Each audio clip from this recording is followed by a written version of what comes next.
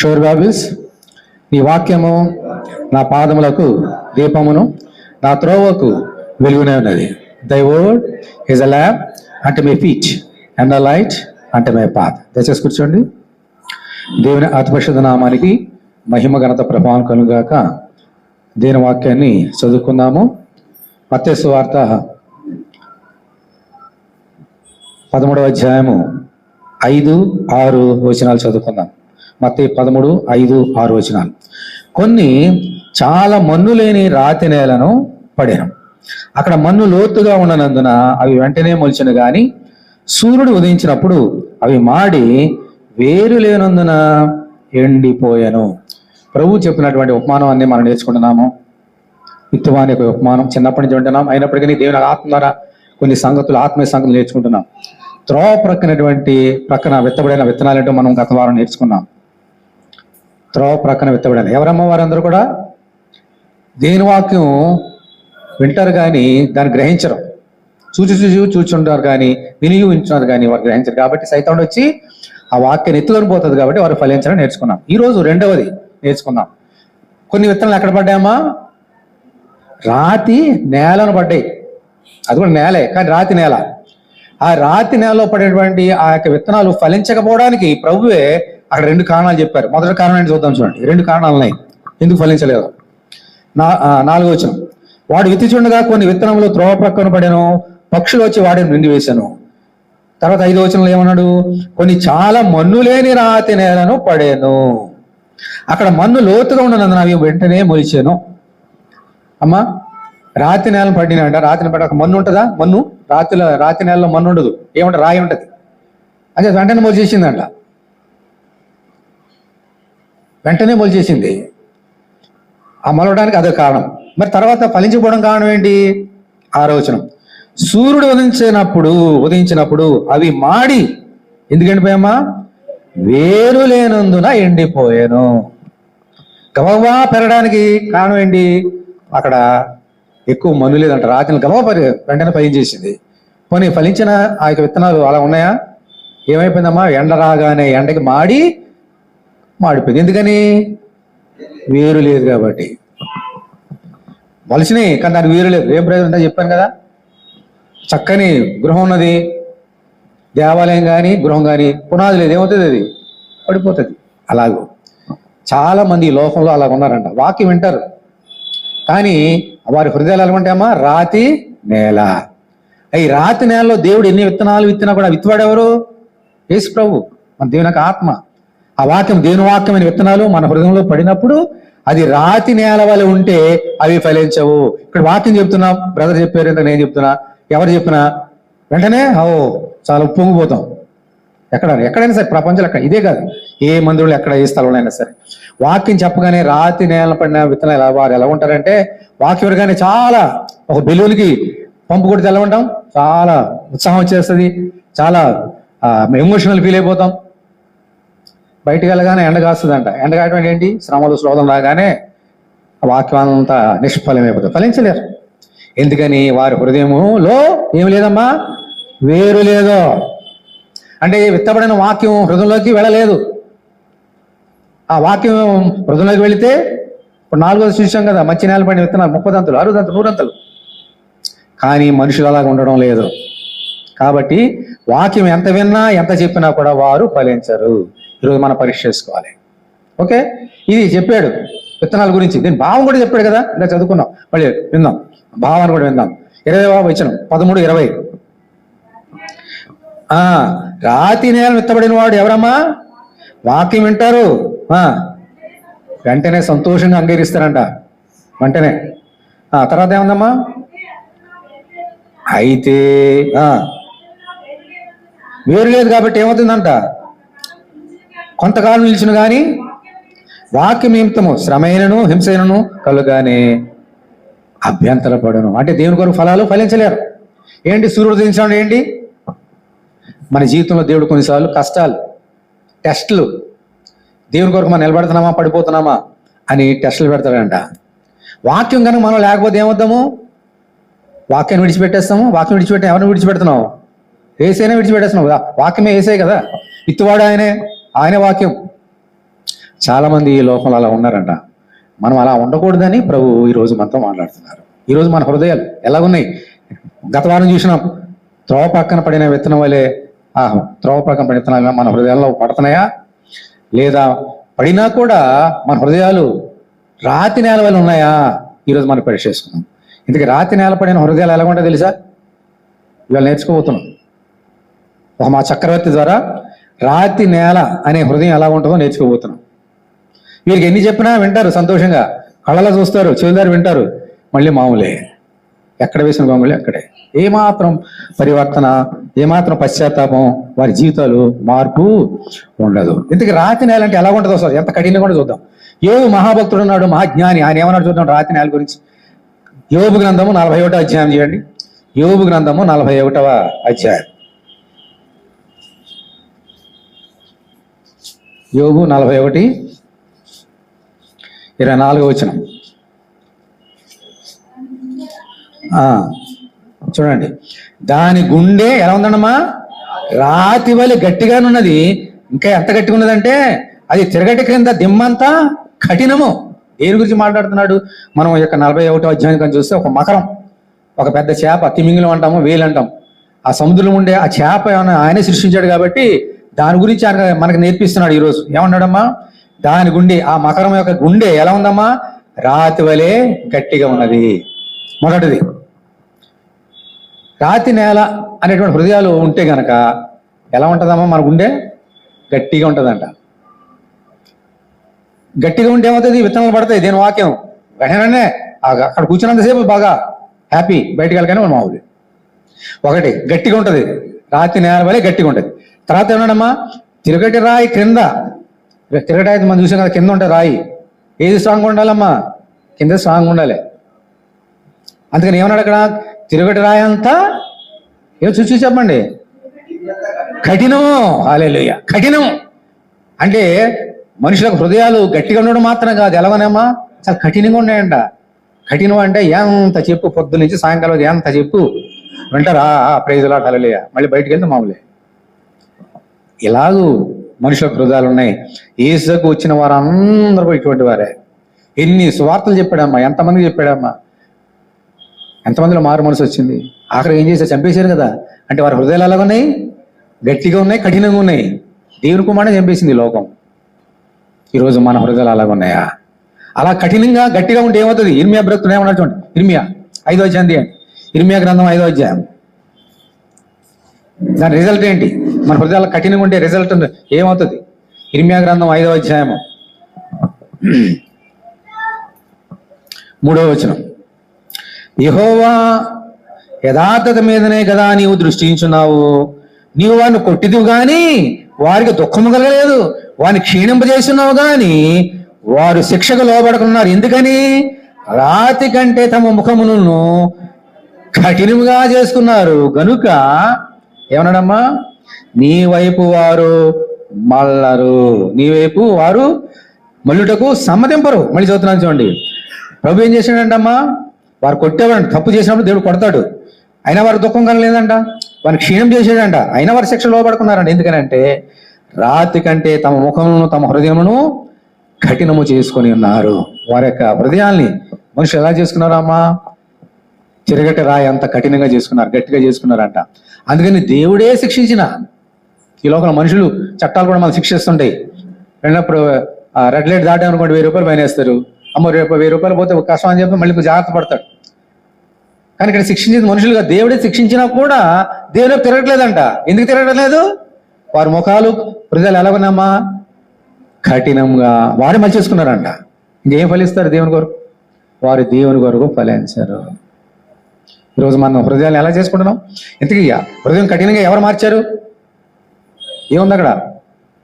ఎవరు అక్కడ హృదయాల్ని కఠినంగా మార్చింది ఎవరు? చూసి చెప్పండి. వారే కదా. మళ్ళీ చూస్తున్నాను చూడండి, ఏముంది అక్కడ 3వ వచనంలో. నీవు యథార్థత మీదనే కదా నువ్వు దృష్టించినావు, నువ్వు వారిని కొట్టిదివు కానీ వారికి దుఃఖం కలలేదు, వారిని క్షీణం చేస్తున్నావు కానీ వారి శిక్ష లోపడుకున్నారు. రాతి కంటే తమ ముఖము కఠినముగా చేసుకొని ఉన్నారు. ఎవరు చేశారా? చేసుకున్నారా? దేవుడు చేయలేదమ్మా, మనుషులు చేసుకుంటున్నారు.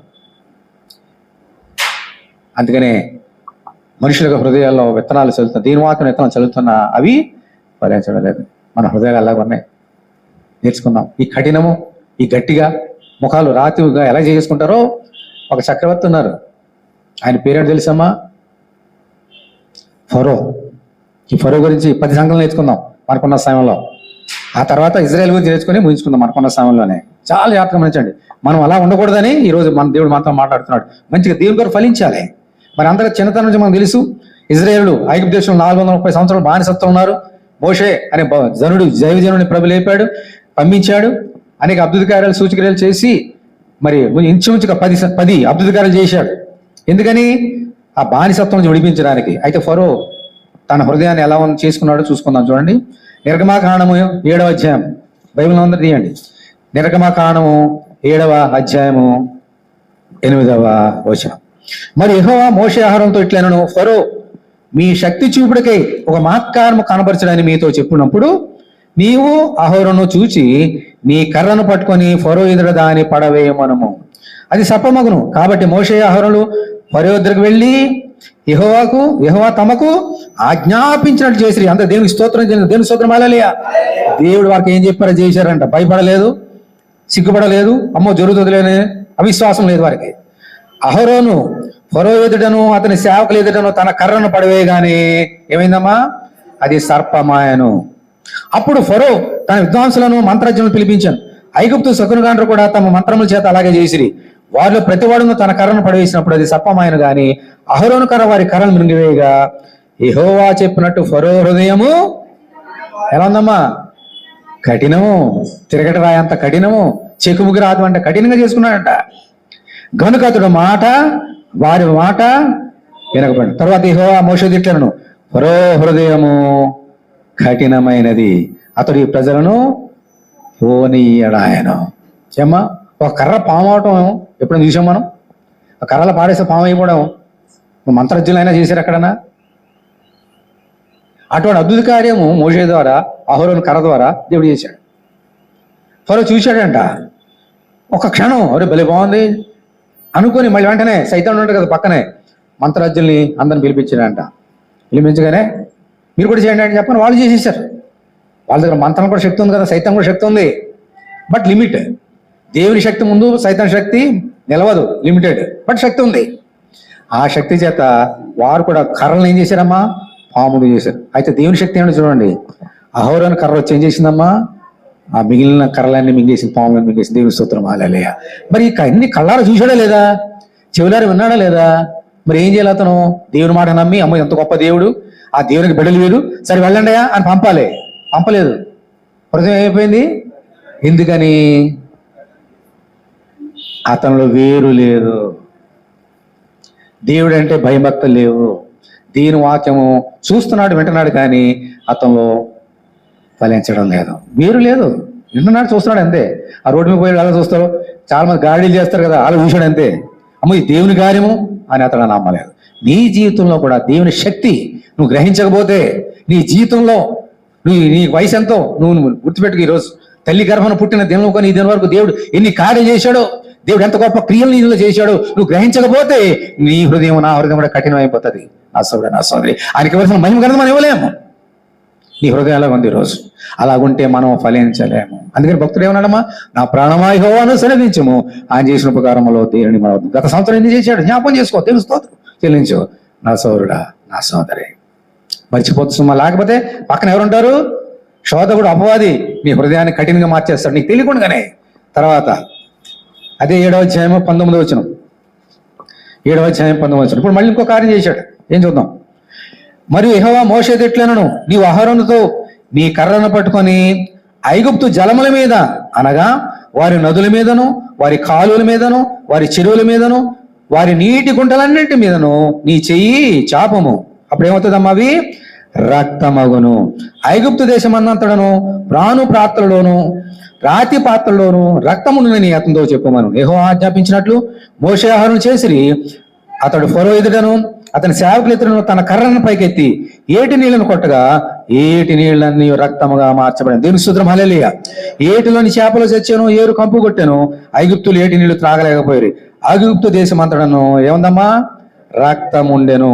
ఐగుప్తు శకునగాండ్రు కూడా తమ మంత్రము వలనట్లు చేయగా యెహోవా చెప్పినట్టు మళ్ళీ ఏమైపోయిందమ్మా? మా ఫరో హృదయము కఠినమాయను.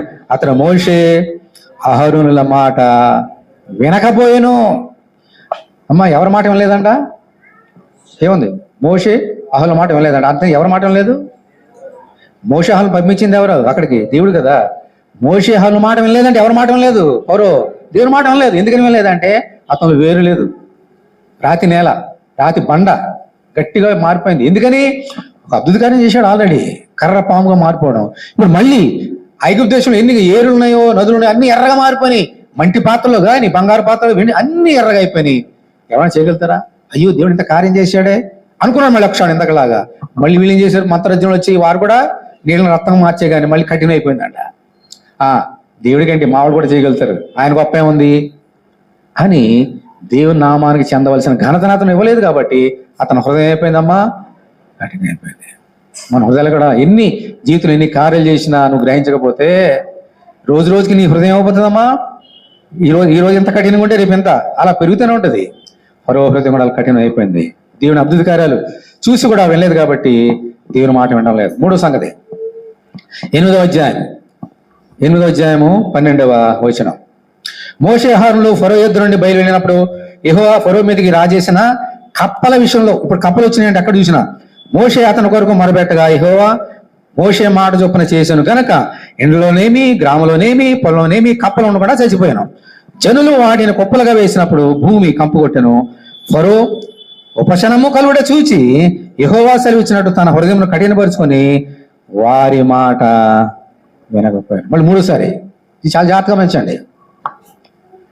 మళ్ళీ అద్భుత కార్యం చేశాడు. ఎక్కడ చూసినా కప్పలు, ఇంట్లో కప్పలు, బయట కప్పలు, పొలంలో కప్పలు, ఆవరణలో కప్పలు, బెడ్రూమ్లో కప్పలు, ఎక్కడ చూసినా కప్పలే.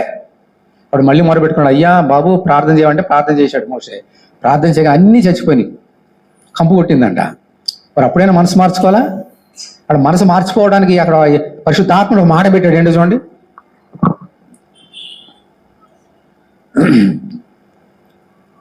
జనులు వాటిని కుప్పలు వేసినట్టు భూమి కంపెను. ఫరో ఉపశనము కలుగుట చూచి యెహోవా సెలవిచ్చినట్టు తన హృదయము కఠినపరుచుకొని వారి మాట వినకపోయాను.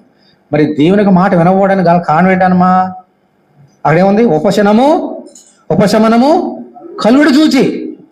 ఇలా ఉంటాం మనుషులందరూ సైకాలజీ ఇంతే. కష్టాలు వచ్చినప్పుడు, వేదన వచ్చినప్పుడు దేవుడు అంటాం. కష్టాలు లేక హాయిగా ఉన్నప్పుడు ఉపశమనం కలగగానే ఇంకా దేవుడే లేడు, గుర్తిరాడు. ఇంకా రోగం వచ్చినప్పుడు ప్రభువా నా రోగం ఉంది బాగు చేయి, ప్రభువా ఉద్యోగం లేదు ఉద్యోగం దయచేయి, ప్రభువా ఎదురో అడుగుతాం. ప్రభువా దేవుడు ఇచ్చినప్పుడు దేవుడే మర్చిపోతాం. ఉపశమనం అనంట ఏమడిగా ఇచ్చేస్తున్నాడు దేవుడు. ఇక దేవుడు ఎందుకు? దేవుడు గుర్తురాడు. అలా ఉన్నాడు ఫరో. కప్పలు వచ్చినప్పుడు, భయంకరమైన కప్పలు వచ్చిన బాబోయ్ భరించడానికి తీసేయి ప్రార్థన చేశాడు. దేవుడు తీసేశాడు. అమ్మయ్య కప్పలు పోయినాయి కదా, మరి అప్పుడైనా మాట వినాలి, దేవుడి మాట వినాలి కదా. ఎందుకని? ప్రాబ్లం సాల్వ్ అయిపోయింది, ఇంకెందుకు దేవుడు? మన జీవితాలు అలా ఉంటాయి. మన ఇంట్లో ప్రాబ్లమ్స్ ఉంటే దేవుడు ప్రాబ్లమ్స్ అని తీసేసాడు అనుకోండి, మన హృదయం కఠినం అయిపోతుంది. అందుకని దేవుడు మాటి పంపిస్తాడు శోధంలో. ఎందుకని? దేవుని యొక్క ప్రేమను మనం అర్థం చేసుకోవట్లేదు కాబట్టి, మన హృదయాలు కఠిన అయిపోతున్నాయి కాబట్టి ఫరో హృదయం కఠిన అయిపోయింది. దేవుడిని కార్యం చేశాను, అందుకని దేవుడు మాట లేదు. మూడో సంగతి. నాలుగోది 17వ వచనం, అదే అధ్యాయం 17వ వచనం. అహరోను తన కర్రను చేపట్టుకొని చెయ్యి చాపి ఆ దేశపు ధూళిని కొట్టినప్పుడు పేలు మనుషుల మీదనో జంతువుల మీదనో ఉండెను. ఐగుప్తు దేశం అందరూ ఆ దేశపు ధూళి అంతా పేలాయను. శకునగాండ్రు కూడా పేలను పుట్టించవాలని తమ మంత్రముల చేత అట్టు చేసిరి గాని అది వారి వలన కాకపోయిన. దేవుని స్తోత్రం, హల్లెలూయా. అందుకే చెప్పాను, ఈ మంత్రజ్ఞులకి, శకునగాండ్రికి, సైతానికి వాడి లిమిట్ కొంత మట్టుకే. లిమిట్ దాటలేరు. దాటమంత వరకు చేశారు, ఇప్పుడు లిమిట్ దాటలేకపోతున్నారు. అందుకని ఏం చేయలేకపోయారు. పేలు మనుషుల మీదనో జంతువుల మీద ఉండగా శకునగాండ్రు అది దైవశక్తి అని. దేవుని స్తోత్రం, హల్లెలూయా. ఇప్పుడు అర్థం చేసుకున్నారు. ఏమన్నారమ్మా? ఇది దైవశక్తి అని, దేవుని వేలుతో, దైవశక్తి అంటే దేవుని వేలుతో అని చెప్పిరి. అయితే యెహోవా చెప్పినట్టు ఫరో హృదయం కఠినమాయను, అతడు వారి మాట వినకపోయాను. మళ్ళీ వినలేదంట దేవుడు చెప్పిన మాట. పైగా ఇప్పుడు వినలేదు తెలుసమ్మా, మంత్రజ్ఞులు ఇంతవరకు చేశారు, కప్పలు చేయలేకపోయారు, ఇది కూడా చేయలేకపోయారు. ఇప్పుడైనా దేవుని మాట వినాలి కదమ్మా. పైగా ఏ మంత్రజ్ఞులు ఇలాగూ కర్రను పాముగా మార్చారో, నీటిని ఎర్రగా మార్చారో మరి వారే చెప్తున్నారు కదా, ఇది మేము చేయట్లేదు కాబట్టి ఇది దేవుని యొక్క శక్తి, దేవుని యొక్క వ్రేలి కార్యం చేస్తుంది, ఇది మా వలన కాదని చెప్పినప్పుడైనా గ్రహించాలా? ఎందుకని వేరు లేదు, రాతి నేల హల్లెలూయా. 4 సంగతులు అయిపోయినాయి. ఇంకా చూద్దాం 31 వచనం. 31 యెహోవా మోషే మాట చొప్పున చేయగా ఏగల గుంపులు ఫరో యొద్ద నుండి అతని సేవకుల వద్ద నుండి అతని ప్రజల వద్ద నుండి తొలగిపోయాను, ఒక్కటేనూ నిలలేదు. అయితే ఫరో ఆ సమయము కూడా తన హృదయమును కఠినపరుచుకొని జనులను పోనీయడాయను. ఇప్పుడు ఏమొచ్చినమ్మా? ఆ ఐగుప్తు దేశం అంతా ఏమొచ్చినాయి? ఈగలు వచ్చినాయట. ఆ ఈగల గుంపులు ఎన్ని వచ్చినాయట అమ్మ. ఎందుకు ఈగలు అని ఉంది అక్కడ గుంపు. ఒక ఈగ వచ్చి ఇప్పుడు కూర్చున్నాం కదా, ఇక్కడెక్కడ వాడుతుంది, ఎంత చిరాకు ఉంటుంది మనకు తెలుసా? అది పోయే వరకు మనం అసలు మనశ్శాంతి ఉండదు. ఒక ఈగ ఐగుప్తు దేశం అంతటా ఎన్ని వచ్చినాయంట ఈగల గుంపులు. ఎలా ఉంటుందో ఆలోచన చేయండి. అటువంటిది ఇప్పటికైనా ఫరో మాట విని నా బిడ్డలను పోనిస్తాడని దేవుడు కార్యం చేస్తే, ఈ సమయంలో కూడా దేవుడిచ్చిన సమయాన్ని వృధా చేసుకున్నాడు, కృపాకాలాన్ని దుర్యోగపరుచుకున్నాడు. మనంతా కూడా అలా చేస్తాం. ఓ మనుషుడా, రేపు ఏమీ సంవత్సరం నీకు ఏం తెలియనో, ఆయన ఎప్పుడు వస్తాడో మీకు తెలియదు. కృపా సమయం, కృపాకాలము. ఈ సమయంలో అయినా నేడే రక్షణ దినము, ఈనాడైనా రక్షణ పొందు అని అనంటే ఈ సమయంలో కూడా ఆయన కఠినపరుచుకున్నాడంట. ఎందుకని? అతనిలో వేరు లేదు, దీని వాక్యం లేదు, రాతి నేల. ఆ సమయంలో కూడా, దేవుడిచ్చిన సమయంలో కూడా అతను మారుమనసు పొందలేదు. దేవుడు మన సమయాన్ని ఇస్తున్నాడు. సుమా, రేపు ఒకటి రాత్రి వచ్చేస్తే రేపు వచ్చేస్తే సమయం అయిపోతుంది. ఆ బుద్ధి లేని కన్యకలు ఏం చేస్తున్నారు? సమయాన్ని సద్వినియోగం పరచుకోలేదు కదా, గెటౌట్ అన్నాడు. తలుపులు తీయబడలే. మన హృదయాలు ఎలాగ ఉన్నాయి? Are you ready for Jesus Christ second coming? నీ హృదయం ఎలాగ ఉంది నా సోదరుడా, నా సోదరి? 9వ అధ్యాయం 6వ వచనం 9:6. మరునాడు యెహోవా కార్యము చేయగా ఐగుప్తులు పశువులన్నీ చచ్చిన గాని ఇజ్రాయేల్ పశువుల్లో ఒకటి చావలేదు. ఫరో ఆ సంగతి తెలుసుకుని పంపినప్పుడు ఇజ్రాయేల్ పశువుల్లో ఒకటి చావలేదు. అయినను అప్పటికి ఫరో హృదయము కఠినమైనందున జనులను పంపపోయాను. ఎందుకని? 3వ వచనం చూడండి. ఇదిగో యెహోవా బాహుబలం పొలం ఉన్న నీ పశువుల మీదకి, గుర్రాల మీదకి, గాడిద మీదకి, ఒంటెల మీదకి, ఎద్దుల మీదకి, గొర్రెల మీదకి వచ్చును, మిక్కిలి బాధకరమైన తెగులు కలుగును. అయితే యెహోవా ఇజ్రాయేల్ పశువులను ఐగుప్తు పశువులను వేరుపరుచును. దేవుని స్తోత్రం, హల్లెలూయా. చాలా జాగ్రత్తగా వినండి. 6వ సంగతి, నీకెన్ని పశువులనే వాటిని తెగులు పంపిస్తున్నానయ్యా, భయంకరమైన తెగులు అన్ని చచ్చిపోతాయి. నీకెన్ని పశువులన్నీ చచ్చిపోతాయి, కానీ నా బిడ్డలైన ఇజ్రాయేల్లో ఒక్క పశువు కూడా చావదు. దేవుని స్తోత్రం, హల్లెలూయా. ఇదేనా గుర్తు అని చెప్పాడు. చెప్పిన ప్రకారంగా తెగులు వచ్చింది. ఐగుప్తులో ఉన్న పశువులన్నీ చచ్చిపోయి, కానీ ఇజ్రాయేల్ పశువులు ఒకటి కూడా చచ్చిపోకపోతే ఇది నిజమా అని వాకపు చేశాడంట. నిజమని తెలుసుకున్నాడు. మరి ఇప్పుడైనా మారాలా? అయ్యో, దేవుడు ఆ ప్రజలు ఎంత కాపాడుతున్నాడు, మళ్ళీ శిక్షించాడు అంటే ఇది నిజమైన దేవుడు. ఈయన తన బిడ్డల్ని కోడి తన రెక్కల కింద ఎలా కాస్తుందో, గద్ద తన పిల్లల్ని రెక్కల ఎలా మోస్తుందో అలా మోస్తున్నాడు. పగల రాత్రి మేఘస్తంభంలో, అగ్నిస్తంభంలో వాళ్ళు కాచి కాపాడుతున్నాడు. అమ్మో, నేను వినాలి అని విన్నాడా? ఎందుకని లేదు? అతని హృదయంలో వేరు లేదు కాబట్టి కఠినమైపోయాడు. మన జీవితంలో కూడా బయట వారికి మనకి తేడా చూపిస్తున్నాడు దేవుడు. నీవంటే నాకు ప్రేమ, ఇదిగో ఇటువంటి శాశ్వత ప్రేమ, అందుకే నా ప్రాణాన్ని పెట్టాను, అదిగో వారికి లేని దీవెన నీకు ఇస్తున్నాను అని దేవుడు మనల్ని, అన్ని జల్ని మనకు వేరుపరిచి మన జీవితంలో ఎన్ని గొప్ప కార్యాలు చేస్తాడో మన కళ్ళ ముందు పడతాడు. కానీ మనం గ్రహించాం. దేవుడు నేను ఎంతగా హెచ్చించాడో అది గమనించు. నాకంటే ఇంకా బాగా వేరున్న అది కంపేర్ చేసుకుంటావు, కానీ మనకంటే పెద్దగా ఉన్న వాళ్ళని కంపేర్ చేసుకుంటావు, కానీ దేవుడు నా జీవితంలో ఎంత చేశాడు దాన్ని మనం గ్రహించాం. అందుకని హృదయాలు కఠినమైపోతాయి. నా సోదరుడు, నా సోదరి, నీ హృదయాలు ఉంది ఈరోజు. 7వ సంగతి 6వ వచనం 9వ అధ్యాయము సరే అయిపోయింది.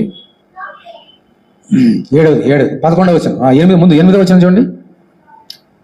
8వ వచనం, కాగా యెహోవా మీరు మీ పిడికిల నిండా ఆవుకు తీసుకుని మోషే ఫరో కొనిన ఆకాశం వైపు దాన్ని చల్లవాను. అప్పుడు అది ఐగుప్తు దేశం అంతటను సన్నపు ధూళి, ఐగుప్తు దేశం అంతటా మనుషుల మీదనో జంతువుల మీద పొక్కు దద్దులు అనుకునని మోషే ఆహ్రులతో చెప్పాను. కాబట్టి వారు ఆవక బుగ్గి తీసుకొని వచ్చి ఫరో ఎదురు నిలిచిరి.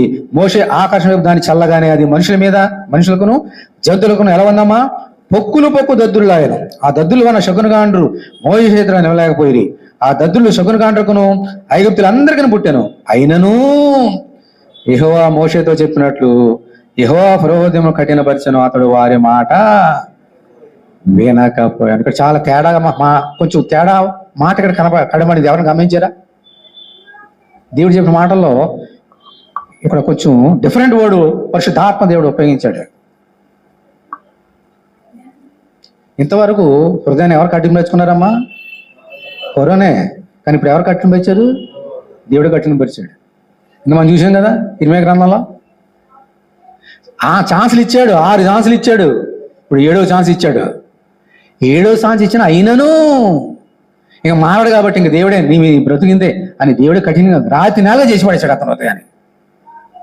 విడిచిపెట్టేశాడు దేవుడు. చూడండి పొక్కులు బుక్కు ఆ యొక్క దద్దులు రాగానే మళ్ళీ చూస్తున్నా.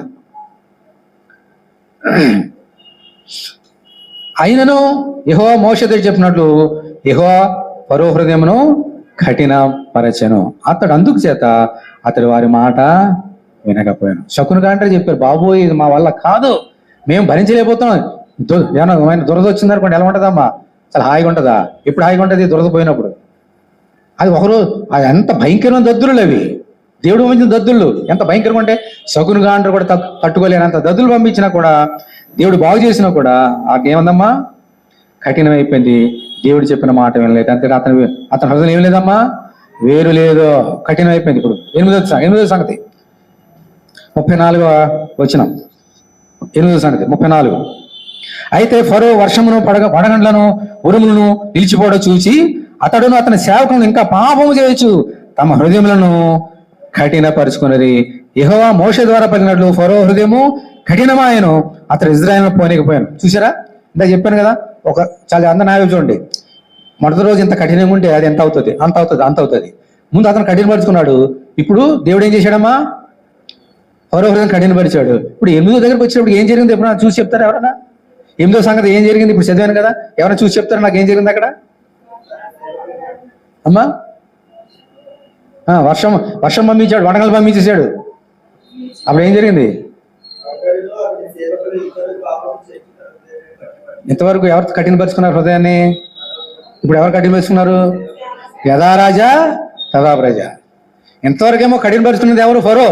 ఇప్పుడు ఆయన చూసి వీళ్ళు నేర్చుకున్నారు. ఇప్పుడు మళ్ళీ చూస్తున్నారు చూడండి 34. అయితే ఫరో వర్షమును వడగండ్లను ఉరుములను లీచుపడి చూచి అతడును, తర్వాత అతడు మాత్రమే కాదు అతని సేవకులను ఇంకా పాపము చేయొచ్చు తమ హృదయమును కఠినపరుచుకున్నది. యెహోవా మోషే ద్వారా పలికినట్టు ఫరో హృదయం కఠినమైన అతడు ఇజ్రాయేలు పోయినకపోయాడు. ఇంతవరకు ఫరో హృదయం కఠినమైతే ఆయన సేవకులు ఆయన మాట ఎంతమంది వాళ్ళు 100,000 మంది ఉన్నారు. వారు కూడా హృదయాన్ని కఠినంగా మార్చేసుకున్నారు. ఇతను చూసి వాళ్ళు నేర్చుకున్నారంట. తెలుగులో సామెత ఉంది కదమ్మా, దుష్టులతోటి మనం సహాయం చేస్తే వారు వీరవుతారని. 6 నెలలు సహాయం చేస్తే వారు వీరైపోతారు. అలా అయిపోయింది అక్కడ. 7 సంగతుల ముందున్న కార్యం కలగకపోతే దేవుడు అతని హృదయం కఠినపరిస్తే దానిని బట్టి అతని సేవకులు కూడా అతని ప్రజలు కూడా హృదయాన్ని కఠినపరుచుకున్నారు. అతను ఏమి లేదమ్మా, వేరు లేదు, రాతి నేల. నువ్వు ఎలా ఉన్నావు? నీవు గనక దేవుని మాట వినకపోతే దాని యొక్క పర్యవసానం నీ మీదే కాదు, నీ భర్త మీద, నీ భార్య మీద, నీ పిల్లల మీద, నీ రక్త సంబంధం పడుతుంది. అర్థం చేసుకో. నీ హృదయం కఠినమైపోతే దాని శిక్ష నీకే కాదు, నీ ఇంటి వారి మీద కూడా వస్తుంది. అందుకని అన్నాడు, నేను నా ఇంటి వారిని యెహోవాను సేవించమని అడుగుతాడు యెహోషువ. ఎందుకు నేను అనలేదు? దీవెన వస్తే నా మీదకి, నా ఇంటి వారి మీదకి. ప్రభా కఠిన శిక్ష వచ్చి కూడా నా మీద కాదు రాదు, వాళ్ళ మీదకి వస్తుంది. కాబట్టి నేనును నా ఇంటి వారును, I and my household we serve the అన్నాడు. అందుకనే నీతో పాటు నీ ఇంటి వారు దేవుని కనపరచాలి, సేవించాలి. నీ హృదయం ఎలా ఉంది నా సోదరే? లేకపోతే నీతో పాటు వారి హృదయాలు కఠినమైపోతాయి. 10వ అధ్యాయం 10వ సంగతి దేవుడు చేసిన అబ్దుల్ గారు 19వ వచనం 19. అప్పుడు యెహోవా గాలిని త్రిప్పి మహాబలమైన పడమటి గాలిని విసరజేయగా అది మిడతలను కొంచిపోయి ఎర్ర సముద్రం పడవేశాను. ఐగుప్తు సమస్త ప్రాంతంలో ఒక మిడతైన నిలవలేదు. అయినను యెహోవా ఫరో హృదయమును కఠినపరిచెను, అతడు ఇజ్రాయేలును. ఇప్పుడు మిడతలు పంపించాడు దేవుడు. మిడతలు ఎంత భయంకరమో తెలుసమ్మా? ఒక 2 years బ్యాక్ ఒకసారి వచ్చింది రాజస్థాన్లో వైపు. మిడతలు దండొస్తే ఆ పంటలు ఎంత చక్కగా పండినా మిడతలు ఏం చేస్తాయో తెలుసా? నాకేసి మింగేస్తాయి అంత, ఒక ఏం మిగలదు. ఇంకా ఆకులు కూడా మిగలవు. పళ్ళు బాగా పక్కన పెట్టండి, మిడతలకి అంత పవర్ ఉంది, తినేస్తాయి పంటని. మనం కష్టపడి వ్యవసాయదారుడు పగలు రాత్రి కష్టపడి పెంచి అయ్యో తిందాం అనుకున్నటువంటి సమయంలో మిడతలు తినేస్తే ఎలా ఉంటుంది? మిడతలు పంపించాడు, పంట అంతా తినేసినాయి అంట. అయినప్పటికీ హృదయము మారలేదు. ఇప్పటివరకు ఎన్ని ధ్యానం చేశామా? 10 అద్భుత కార్యాలు చేశాడు, అయినప్పటికీ అతని హృదయము మారలేదు. ఇంకా దేవుని దగ్గర ఇంకొకటే మిగిలింది. ఇంకా దేవుడు కూడా మరి ఆయనకి కృపాకాలానికి కూడా ఒక లిమిట్ ఉంది కదా. ఆయన కూడా ఎన్నిసార్లు చూస్తాడు, ఎన్నిసార్లు క్షమిస్తాడు ఆయన, దానికి లిమిట్ ఉంది. లిమిట్ దాటేశాడు. ఎవరమ్మా? ఫరో లిమిట్ దాటేశాడు. అందుకని లిమిట్ దాటిన తర్వాత దేవుడు ఏం చేశాడు, అప్పుడు ఎలా బుద్ధి వచ్చింది ఆయనకి చూద్దాం. 11వ సంగతి. ఈ 11వ సంగతి చేసినప్పుడు బుద్ధి వచ్చింది. ఇది ముందు వచ్చి ఉంటే బాగుండేది కదా. 14వ అధ్యాయం. సరే, దేవుడు చెప్పేశాడు మోషేతోటి పస్కా పండుగ గురించి చెప్పాడు. ఇవన్నీ మన టైం లేదు కాబట్టి చెప్పట్లేదు. పస్కా పండుగ చేసుకోండి, ఈ రాత్రి మీకు అద్భుతంగా చేస్తున్నాను, ఫరో సంగతి నేను చూసుకుంటా, ఈ రాత్రి మిమ్మల్ని ఇక్కడి నుంచి పంపించేస్తా వాగ్దాన దేశంలోనికి, రెడీ అయిపోండి, పస్కా పోషణ వదిలించండి అని చెప్పిన తర్వాత జరిగిన సంగతి చూడండి. 14వ అధ్యాయము 5వ వచనం. ప్రజలు పారిపోయినట్టు, సరే మొదటి వచనం చూడండి. మరి యెహోవా మోషేతో సెలవిచ్చెను, ఇశ్రాయేలు తిరిగి షీహర పీలోతో ఎదుటను, అనగా మిగ్దోలునకు సముద్రముకు మధ్యనున్న బయల్సెఫోను ఎదుటను దిగవలని వారితో చెప్పము. దాని ఎదుట సముద్రం వద్ద వారు దిగవలను. ఫరో ఇశ్రాయేలును గురించి వారి దేశంలో చిక్కుబడి ఉన్నారు, అరణ్యము వారిని మూసివేసినని అనుకొను. అయితే ఫరో హృదయమును నేను ఫరో హృదయము కఠినపరిచేదను, అతడు వారి తరుముగా నేను ఫరో వలనను అతని సమస్త సేనల వలను మహిమ తెచ్చుకుందును. నేను యెహోవానని ఐగుప్తులందరూ తెలుసుకుందురాను. వారు అలాగున దిగిరి. సరే, ఆ అర్ధరాత్రి ఏమైందమ్మా? వాళ్ళు వెళ్ళిపోయారు ఐగుప్తు దేశం నుండి, ఎర్ర సముద్రానికి వచ్చారు. వచ్చినప్పుడు ఏం జరిగింది చూడండి. 5వ వచనం.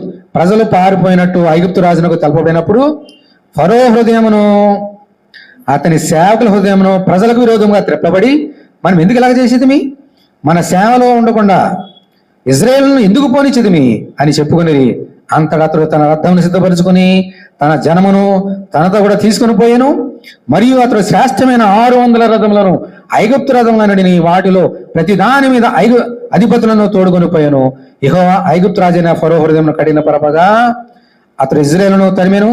అట్లు ఇజ్రాయేలు బలిమి చేత బయలు వెళ్చుండరి.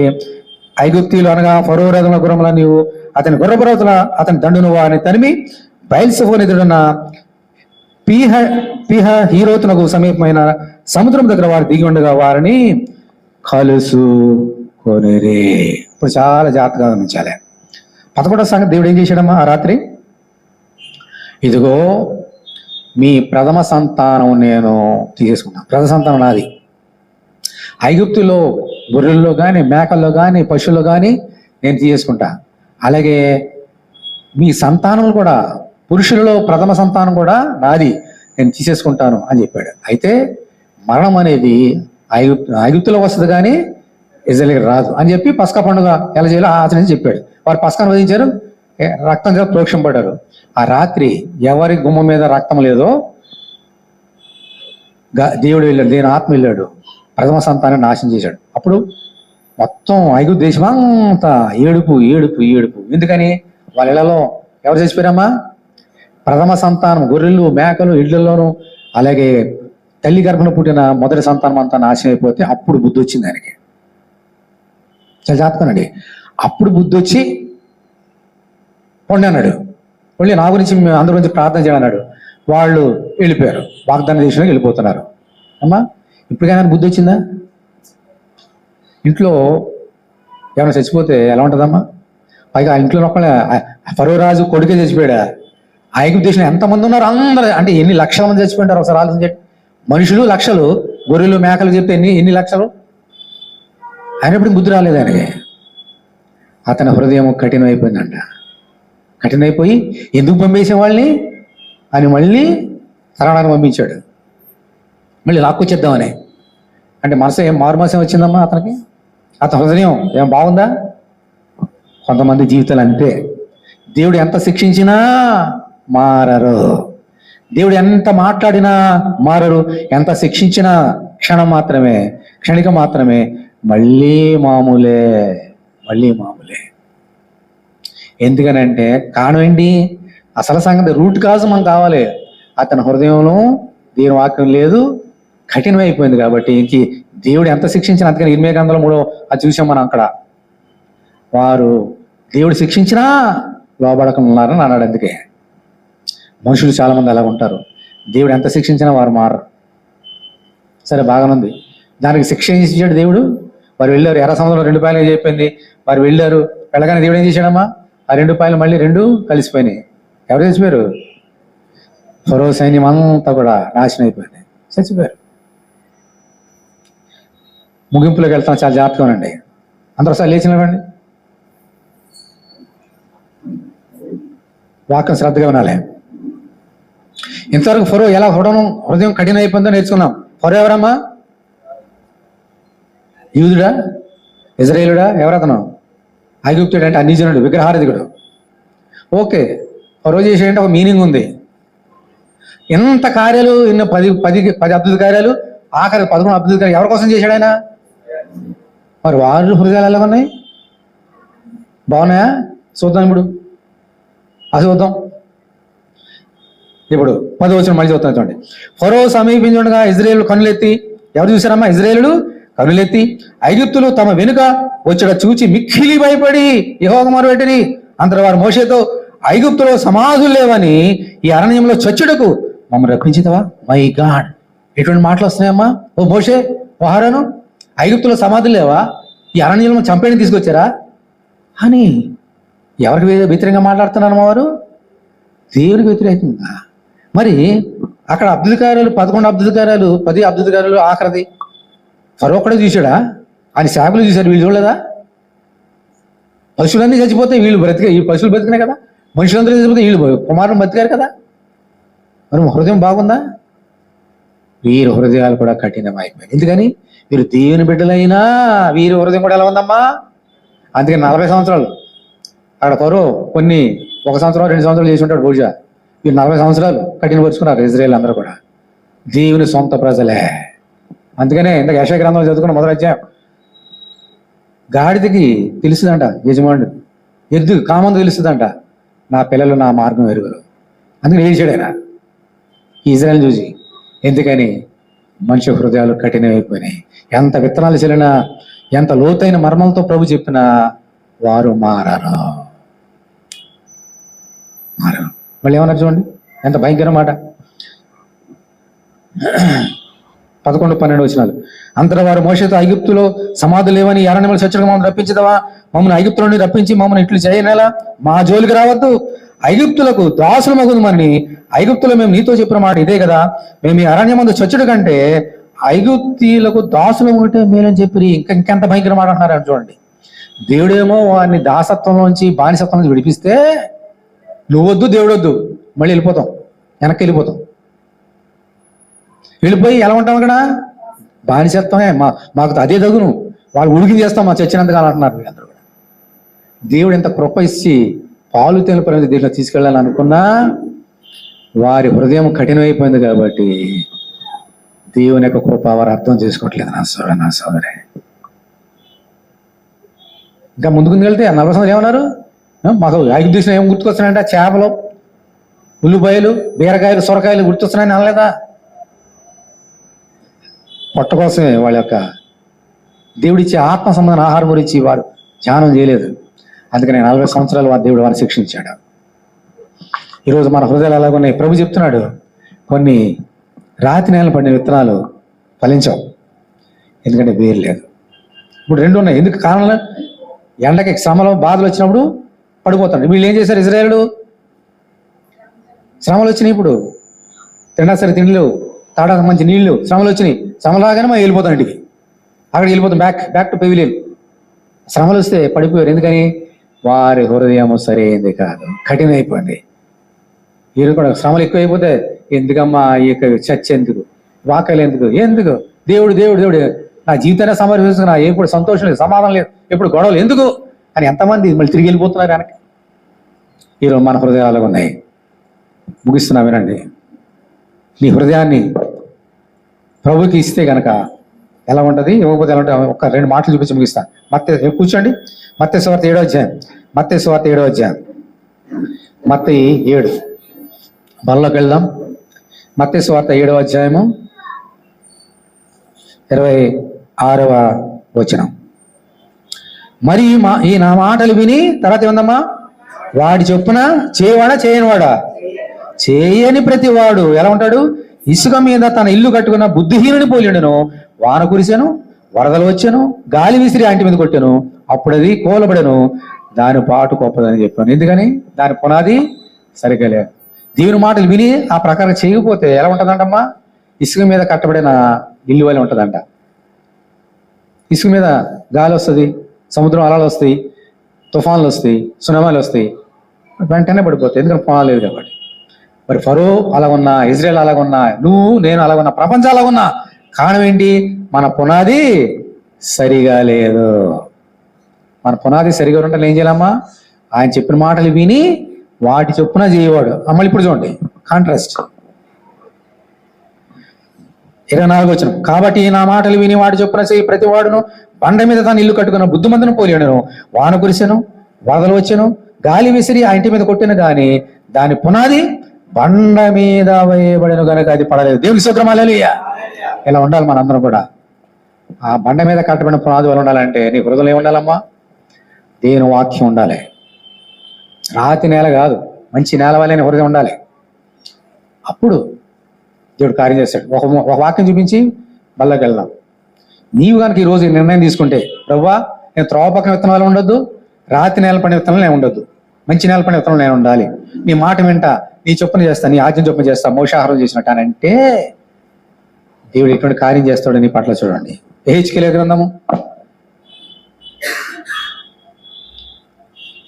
దానికంటే ముందుగా 2వ కొరింథీ 3వ అధ్యాయం తీయండి. 2వ కొరింథీ 3వ అధ్యాయం. 2వ కొరింథీ 3.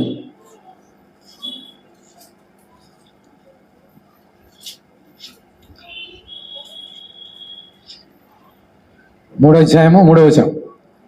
ఎవరైనా చదవండి. రాతి పలక మీద గాని సిరాతో గాని వ్రాయబడక ఏ హృదయమా? మెత్తని హృదయములోను పలకల మీద జీవముల దేవుని ఆత్మతో మా పరిచయములో వ్రాయబడిన క్రీస్తు పత్రిక ఉన్నారని మీరు తేటబడిపడుచున్నారు. దేవుని స్తోత్రం, హల్లెలూయా. క్రీస్తు పత్రిక అంటే దేవుని యొక్క వాక్యం ఎక్కడ రాయబడాలమ్మా? రాతి పలకల మీద కాదు, మెత్తని హృదయాల మీద రాయబడాలంట. రాతి నేలన దేవుడు దిగుచ్చి చెప్పినా వినరు, మారరు. అందుకని నీ హృదయం ఎలా మారాలి? ఈరోజు మెత్తని హృదయంగా మారిపోవాలంట. విరిగి నెలిగిన హృదయం 25 చూసుకున్న 17వ అధ్యాయంలో ఇందాక అన్ని ఘోరమైంది ఏంటో మీ లోకంలో హృదయం. ఆ హృదయం ఎలా మారిపోవాలి? ఇప్పుడు మెత్తగా మారిపోవాలంట. ఎంతమందికి ఆశ ఉంది చెప్పండి? మెత్తగా రాతి హృదయం పోయి నాకు మెత్తని హృదయం కావాలి. ఎంతమంది ఆశ ఉంది? ఇది ఎవరి చేతిలో ఉంది? ఇద్దరి చేతుల్లో ఉంది. ఒకటి నీ చేతిలో ఉంది, రెండోది ఆయన చేతిలో ఉంది. ముందుగా నువ్వు నిర్ణయం తీసుకోవాలి. ప్రభువా నా హృదయం మార్చుకోవాలి, మెత్తని హృదయం నాకు దయచేయి అని ఆయన మొరబెట్టు. ఇందాక చూసాం కదా, కన్నీరు వేదన కాదు. యెరూషలేము కుమార్తె నాని తేడవద్దు, మీరు తేడవండి. ఏడుస్తూ ప్రార్థన చేయి, ప్రభువా నా గుండెని రాత్రి గుండెని తీసివేసి మెత్తని హృదయం దయచేయి, ప్రార్థన చేయి. ఒకటి. రెండోది నువ్వు అలా చేసి ఏం చేస్తాడు చూడండి. యెహెజ్కేలు గ్రంథం 11వ అధ్యాయం. యెహెజ్కేలు 11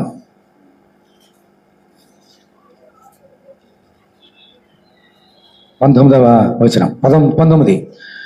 వారు నా కట్టడలను నా విధులను అనుసరించి గైకున్నట్లు నేను వారి శరీరంలో నుండి రాతి గుండెను తీసివేసి వారికి మాంసపు గుండెనిచ్చి వారికి ఏక మనసు కలుగజేసి వారి యందు నూతన ఆత్మ పుట్టిందును. అప్పుడు వారు నాకు జనులై ఉందురు, నేను వారికి దేవుడు ఉందును. అందరూ గట్టిగా దేవుని స్తోత్రం చేసిన దేవుని స్తోత్రం, హల్లెలూయా. ఎలాగూ కనుక నువ్వు ప్రార్థన చేస్తే మనలో ఉన్న రాతి గుండెని తీసివేసి ఏమిస్తాడమ్మా? మాంసపు గుండె అంటే మెత్తని గుండెని ఇచ్చి ఇంకో కార్యం చేస్తాడంట, నూతన ఆత్మను పుట్టిందును దేవుని స్తోత్రం, హల్లెలూయా. చూసారా, మనం ఏం అడిగాము? నాకు మెత్తన హృదయం కావాలని అడిగాం. ఆయన ఇంకో ప్లస్ పెట్టాడు. ఇంకా మనం అడుగు వాటి కంటేను ఊహించేవాడు గొప్పగా చేసేవాడు కదా. నాకు మెత్తన హృదయం కావాలంటే నీకు మెత్తన హృదయం కాదే, ఓ సొలొమోను ఎంత గొప్పగా అడిగావయ్యా, నువ్వు అడిగింది కాక ఇంకా ఎక్స్ట్రా తీసుకో అన్నట్టుగా మెత్తన హృదయంతో పాటు నీకు ఏమిస్తాడమ్మా? నూతన ఆత్మ ఇస్తున్నాడు. దేవుని స్తోత్రం. హల్లెలూయా, హల్లెలూయా. నూతన ఆత్మ లేకపోతే నువ్వు దేవుని కొరకు ఫలించలేవు. అందుకనే ఆత్మ ఫలం ఏమనగా ప్రేమ, సంతోషము, సమాధానము, దీర్ఘశాంతము, దయాళుత్వము, మంచితనము, ఇవన్నీ ఎక్కడి నుంచి వస్తాయి? మనం కారు ద్రాక్ష వలె ఉన్నాం. మనందరం కూడా మంచి ద్రాక్ష వలె కావాలనంటే మెత్తన హృదయం కావాలి, దేవుని ఆత్మ కావాలి. లేచినండి, ఇంకో బల్ల చేయబోతున్నాం. ఈరోజు మనం ప్రార్థన చేసుకుందాం. ప్రభువా, నాలోని మెత్తని హృదయం దయచేయి, నాలో కఠినమైనటువంటి ఈ రాతి గుండెని తీసివేసి, ఫరో లాంటి కఠినమైన హృదయం తీసివేసి, ఇజ్రాయెల్ వంటి కఠిన హృదయం తీసివేసి మెత్తని హృదయం దయచేయి ప్రభు అని మనందరం ప్రార్థన చేసుకుందాం. దేవుడు నీ పట్ల గొప్ప కార్యం చేసే దేవుడు.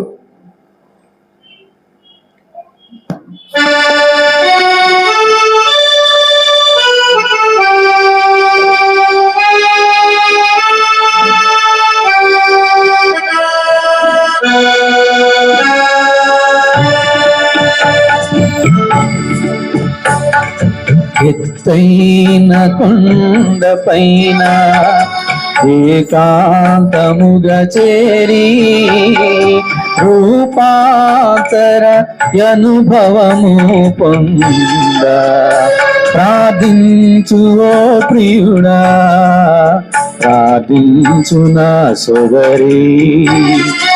ఎత్తైన కొండపైన ఏకాంతముగా చేరి రూపాంతర అనుభవము పొంద ప్రార్థించు ఓ ప్రియుడా, ప్రార్థించు నా సోదరి. ఎత్తైన కొండపైన ప్రభువా, నాలో ఉన్నటువంటి రాతి గురించి తీసేనైనా భక్తుని హృదయం దయచేయి, మాంస గుణం దయచేయి, నీ ఆత్మ దయచేయి, నీ పేరు ఫలించి చెట్టు వల్ల చేయి, నీటి వారు నాటబడిన వృక్ష ఫలముల చేయి.